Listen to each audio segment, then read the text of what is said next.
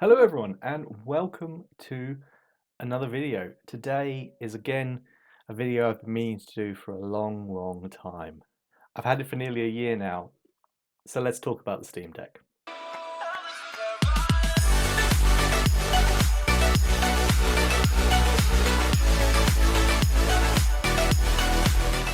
So for those that don't know, the Steam Deck is a handheld gaming console. It uses a custom AMD APU, so it has everything kind of on one chip. Yeah, it's kind of taken the world by storm quite a lot. So I wanted to give some of my views, impressions, feelings about it after having it for nearly a year. I will say I don't use it anywhere near as often as I'd like to.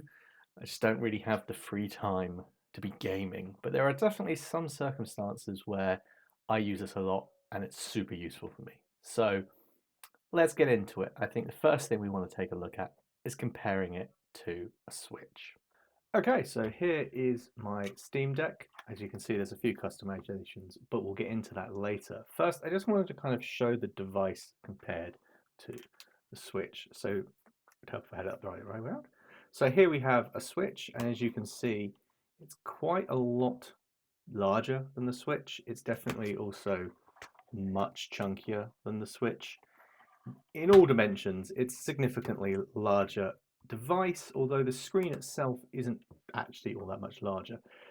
So in terms of portability, definitely, obviously the Switch is in a different class. It's a lot smaller to hold, but it's not as ergonomic. I actually get quite kind of hand crampy when using the Switch for a while. I've got quite large hands and they don't really fit that very well. However, with the deck, it's got these kind of curved handles. It's a much more comfortable hold, and I can definitely play it for much longer. It is also quite a bit heavier than the Switch. This isn't the kind of thing that you're going to be able to kind of just throw in a bag and forget about. The Switch, you can almost actually fit it into a large pocket, whereas this you're definitely going to know about it when it's in your bag. Still, I kind of find this is something that I'm going to use mainly at home, or if I'm traveling. And when I'm traveling, I'm going to have quite a lot of luggage anyway, so this doesn't really add to that. And that's definitely one of the places that I've found this to be super useful, is on flights and that sort of thing. So that was a very quick look at the kind of the physical dimensions of the deck compared to the Switch, and you can definitely see just how much different size there is there. But let's actually talk about, obviously, one of the more important parts of this. Let's talk about gaming on the deck. So of course, fundamentally, this definitely is a handheld games console. It's designed for gaming, and it's something that it does incredibly well. You have a really great range of inputs. You have the trigger buttons on the back, you have some extra buttons down here, you have the normal D-pad, normal arrangement of buttons, two thumbsticks, and you also have these pads here, which are kind of like laptop trackpads. So you really have a huge range of input options. It's also got a touchscreen. So really, no matter the type of game you want to play, you can probably use this and it's probably got the right buttons for it. Unless, of course, it's something that really is just designed for the PC and that absolutely huge range of buttons that a PC has. Still, this is very impressive, and I must admit, I've been incredibly surprised by the performance of this thing. It can play basically any game you want. There's no two ways about it. You're not going to get obviously the highest resolution, the highest frame rate, the highest graphics settings, but with its little 720p screen, it does a very good job.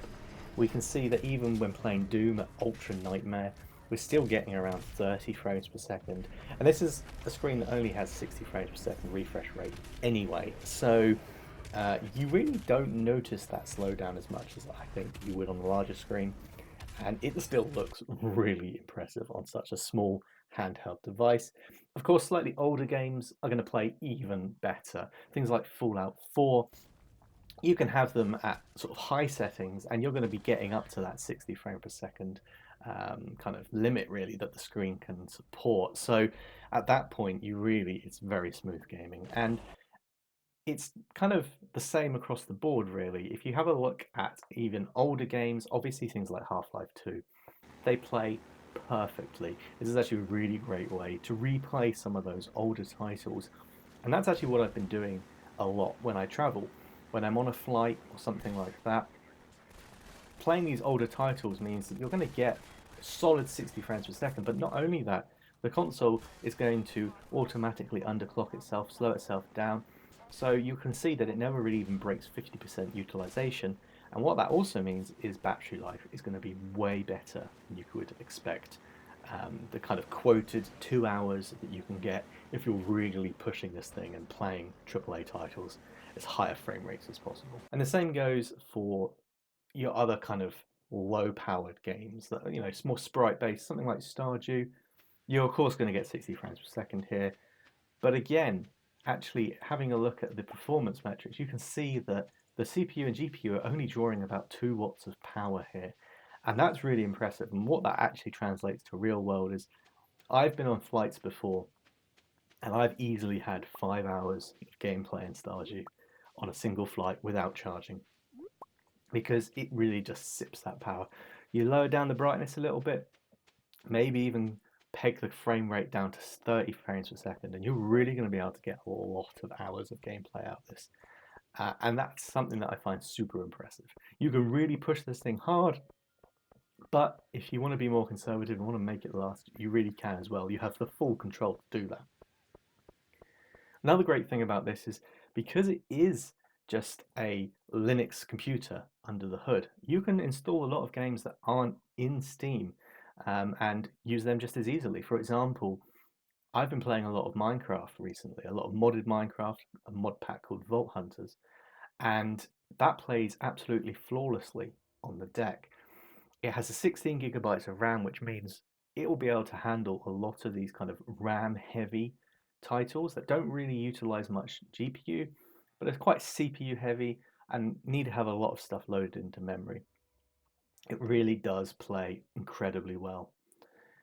And then finally, of course, if we're really talking about gaming, we have to talk about emulation. The Steam Deck is an absolute emulation powerhouse. Its ability to play things like PS1 and older flawlessly. No matter which game you throw at it, it is going to be able to play it, and it is going to be able to play it well. I've also had really good experiences with newer generations like PS2 and maybe even some PS3 games. It really does do wonders at emulation. I know people have even got Switch games running on their deck better than they run on the Switch itself. It's not something I've looked into personally, but it is something that's out there and available to you. So it's definitely worth checking out. And then I touched on it briefly, but Linux. The fact that this is actually a Linux computer under the hood. And not only is it a Linux computer under the hood, where maybe other types of devices kind of try to hide that from you, this gives you the full option to switch over to what they call desktop mode. And you get access to a full Linux desktop. You can plug a monitor in via the USB-C. You could plug in a dock and have your peripherals, and you could use this as a full computer. You certainly have access to a huge range of software as well. The included marketplace and stuff that's kind of bundled with the desktop environment that they include really does open you up to being able to use this as a full device. I recorded some shots of the desktop using OBS, for example, on the device. In theory, you could live stream from the Steam Deck. I'm not sure you'd want to, but you could. And that's one of those great things about this device is it's down to you to do what you want to do. It has spawned a huge modding and tweaking community. There's loads of things out there that you can do to get the deck doing what you want it to do, how you want it to do. Okay, so again, I touched on it briefly. What about battery life? This is definitely a mixed bag for me. On the one hand, if you really are careful, you make sure you're lowering the refresh rate of the screen, you're using the right performance settings in your games, you can get a lot of battery life. Like I said, I think I've definitely had 5-6 hours of playtime on things like Stardew Valley. However, at the other end of things, if you really want to push the deck to what it can do, which to be honest, of course you want to be able to use the full power that's available to you, you're going to find that you're not going to get much battery life. You're going to get less than 2 hours. Let's talk about modding the Steam Deck physically. I bought the 64 GB variant of the Steam Deck when I bought it. And if I remember rightly, I bought it when they were having their first sale. So I got it 10% off, something like that. And I did that because I knew that eventually I was going to want to increase the storage and it would be cheaper for me to do it myself. For one, I straight away got a micro SD card. I got a 500 gig card and that plugged into the micro SD card slot that we have here. So that immediately obviously negated a lot of my storage issues. As the year went on, I did find that I wanted to be able to store more and more games on my deck. I really enjoyed the fact that I could kind of use this as an offline device when traveling, and I could load it up with all my favorite emulation games, all my favorite single player games, and have it all in one device. So I did then actually install a 1 TB SSD into the device. Needed to do was remove the back cover, peel away some shielding from the SSD, take out the old SSD, fit a new one. I got a Sabrent, who they do one that's the right size and everything like that, and then just reflash the SteamOS onto the device. Again, Valve give you all the the images and stuff that you need to be able to do that, and you can do it over USB. So it was very straightforward, just like upgrading storage in a normal laptop or computer, really. And then the other thing I did, which you might obviously have noticed, is I got a clear back. Now, I am of a certain age where when I was young, the hype, the fun thing for technology was to have translucent cases and kind of show off the internals. And I love that aesthetic. So that's the thing. That's one thing I did do, is get a transparent back. I think it looks really cool. It does also have this big metal plate here, and this actually acts as a heatsink. So this area gets very warm, but what it does mean is it extracts more heat from the internals, which means the fan doesn't have to operate as much or as loudly. So it's a lot quieter because of it. I wouldn't recommend getting this if this is a device for a child, because this pad does get very hot. And if you're just kind of holding it and stuff, you can definitely feel that. But when you're holding it normal for gaming, it's fine. So we've talked a lot about things that I like about this, the things that I use it for, kind of my experiences with the gaming side of things, and other bits and pieces. But what about things that I don't like? What have I been disappointed about this? Well, I did touch on it briefly. One thing that I am disappointed with is the battery life.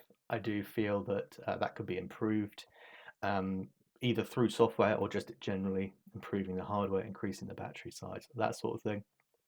I think maybe we're a generation or two away from a handheld that already has that performance and the battery life to make it worth it. I'd like to be able to just crank everything up to 11 and just play. That's kind of my dream. So I'm sure we'll get there eventually, but not yet. Another thing that I do notice is that the UI can be quite buggy sometimes when you're trying to bring up menus while you're in a game, bring up the Steam menu, access settings, that sort of thing. Sometimes those things don't work properly, or they overlay weirdly, or there's definitely issues there. And I think some of that's going to just come from the fact that it is fundamentally still a Linux device. There is a lot going on there, a lot of custom things, but then also a lot of drivers, and there's just a lot that can go wrong. And so overall, I'm impressed by the experience. I think they've done a very good job, but sometimes there is just these kind of bugs that come along, and it's frustrating. And then finally, probably the third thing is the size of it, is the bulk. Considering the size of the screen, I feel like the device could have been smaller or the screen larger, but it is bulky, it is heavy, especially when you then put it in a case to take it anywhere, because you're going to want to probably do that to keep it safe. It takes up a lot of space, and that can be a little bit annoying when it is really designed for like those travel scenarios.